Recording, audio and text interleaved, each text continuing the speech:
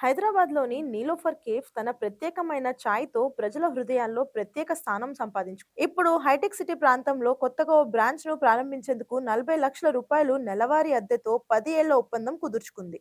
ఇది వినడానికి ఆశ్చర్యం కలిగించే అంశమే. అప్పట్లో నష్టాల్లో ఉన్న నీలోఫర్ కేఫ్‌ని కాంట్రాక్ట్‌కు తీసుకొని తన పట్టుదల, పనితీరుతో ఆదర్శంగా మార్చారు బాబురావు గారు. కస్టమర్లకు నచ్చే రుచితో టీ తయారు చేయడం, వినూత్న ఐడియాలతో వ్యాపారాన్ని ముందుకు తీసుకెళ్లడం ఆయన ప్రత్యేకత.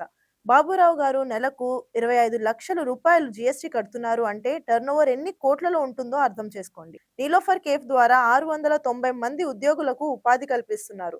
బాబురావు గారు రోజుకు 500 మందికి టిఫిన్స్, 300 మందికి భోజనాన్ని ఉచితంగా అందిస్తున్నారు.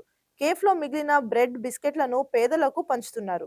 బాబురావు గారు ఉపయోగించిన స్మార్ట్ మార్కెటింగ్ స్ట్రాటజీ అద్దె విషయాన్ని ప్రచారం చేయడం. నెలకు 40,00,000 అద్దె అనేది కేవలం వ్యాపార స్థాయిని ప్రదర్శించే పద్ధతిగా మారింది.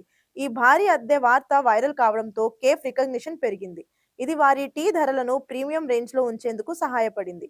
కస్టమర్లు ఆ టీ వెనుక ఉన్న ప్రత్యేకతను మరింత ఆసక్తిగా అనుభవించేందుకు సిద్ధమయ్యారు. నెలకు రూ. 40,00,000 అద్దె వింటే ఆశ్చర్యపోవడం సహజం. ప్రస్తుతం ఒక సింగిల్ టీ రూ. 50, ఫుల్ టీ రూ. 70గా ఉంది. అయితే ఈ స్థాయిలో వ్యాపారాన్ని విస్తరించడానికి, హైదరాబాద్లో మరింత పేరు సంపాదించడానికి ఇది భారీ అడుగు అనే అభిప్రాయాలు వినిపిస్తున్నాయి.